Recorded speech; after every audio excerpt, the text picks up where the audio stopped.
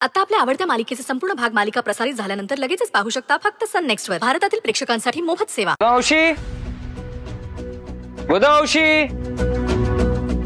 गोदावशी, अरे आत नाही येत वाटतं. अरे मी मगाशी गेलो तेव्हा होत्या आणि दरवाजा उघडा आहे, मग ओका देत नाही.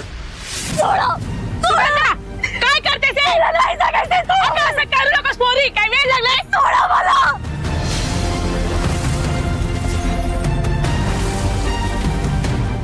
चल बघूया काय आलं. सुगंध काय करते? सोड मला नाही सांगायचं. सोड लवकर, सोड हातातला. सुगंध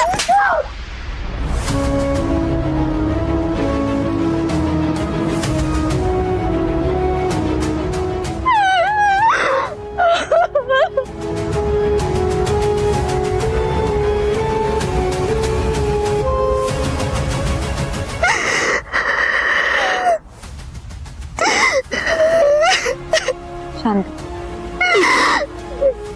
इथे बस. का बस शांत. पाणी हवंय का तुला? हा, तू शाणी आहेस की नाही? तुला पुढे जाऊन खूप शिकायचंय, खूप मोठं व्हायचंय, मोठी अधिकारी व्हायचं, आणि हे असं वेड्यासारखं का वागतेस तू? तुम्ही काय कर, आपल्याला हवं तसं जगता येणार नसेल तर जगून काय फायदा आहे? मी मेलेलंच बरं. नाही, असं नाही म्हणायचं. मला सांग, काय झालंय? तुला माहिती आहे ना, माझ्या घरच्यांनी माझं लग्न ठरवलं होतं, तेव्हा खूप खचले होते ग मी. पण त्यानंतर तू भेटली, म्हटलं की सगळं ठीक होईल, पण ते शक्य नाहीये ग आता. कारण काय? अगं अचानक माझ्या घरच्यांनी साखरपुडा ठरवलाय, तोही उद्या.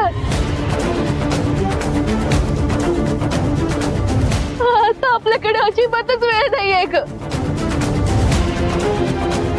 आणि म्हणजे मनासारखं काही होणारच नसेल तर मी जगू तरी कशाला? नाही, पण मी काय म्हणतोय, तू आई बाबांना स्पष्टपणे सांग ना की तुला लग्न नाही करायचंय. एवढं सोपं नाहीये ना ते. आधीच माझ्या घरच्यांनी त्यांच्याकडून पैसे घेतले आणि आमचं घर गहाण ठेवलंय. शेत तर गेलंच आहे, आता घर नको जायला. मी मेले ना की सगळे प्रश्न सुटतील. मला मरायला पाहिजे, मला मरायला पाहिजे. बरं ठीक आहे, हे घे आणि मर. हा, आत्महत्या कर.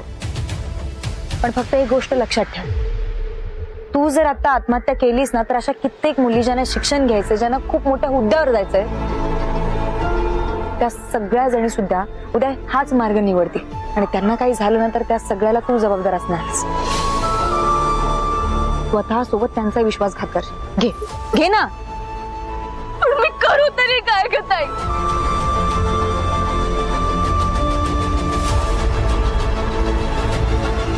हे बघ बाळ सुगंधा, आयुष्यात असे प्रसंग येतच असतात. अगं मी स्वतः या प्रसंगातून गेली, त्यामुळे मला माहिती आहे तुला आता काय वाटतंय. पण बाळा, हे पळवाट आहे, त्याच्यातून काय मिळणार आहे? मला माहिती आहे आपल्या आजूबाजूचे, आपल्या परस्पर जेव्हा आपल्या आयुष्याबद्दल निर्णय घेतात ना त्यावेळेस काय वाटतं हे मला चांगलंच माहिती आहे. खरं? अगं पण ते कसं शक्य आहे? सरू, त्या बघता कलेक्टर बाई, असं शिकून मोठं झालं लई मान मिळतोय. तू बी मोठी होऊन अशीच कलेक्टर हो. सुगंध, तुला एक गोष्ट सांगू.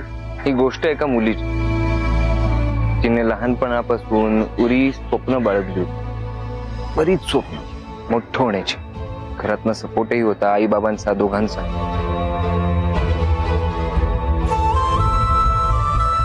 पण तिच्या लहानपणी एक अपघात झाला आणि त्यात तिचे वडील गेले.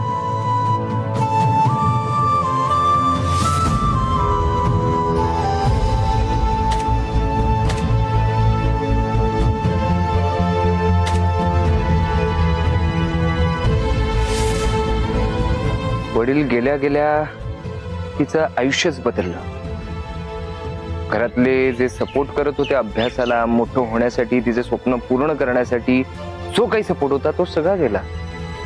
घरातल्यांचं म्हणणं झालं, आईचं विशेषतः, की तू आता लग्न कर बाबा. गरीब कुटुंब, आई तरी काय म्हणणार. पण त्यानंतर तिच्या घरातल्यांनी तिचं लग्न ठरवलं. लग्न कोणाशी? तर एका अशा माणसाशी ज्याने तिला फक्त आणि फक्त त्रास दिलाय.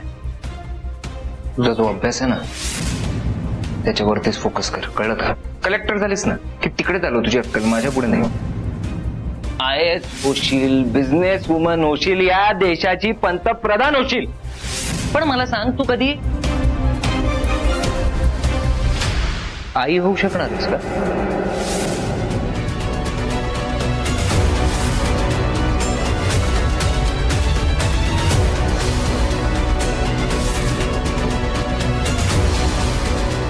हे डिवोर्स पेपर्स बरकर सिंग.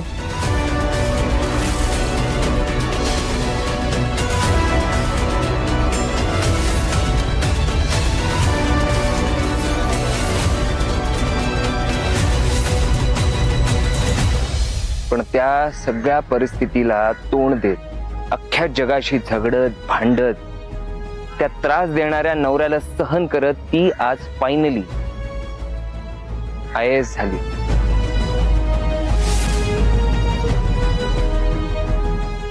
बापरे, मग तिच्या नवऱ्याचं काय झालं?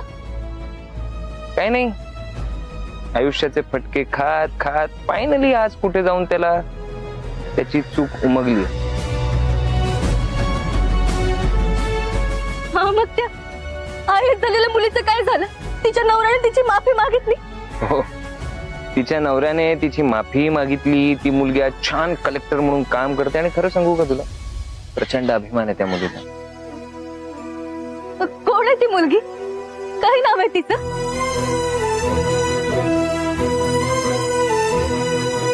थोडक्यात सुगंधा, ती मुलगी जशी डगमगली नाही ना, तसंच तूही नाही डगमगायचं.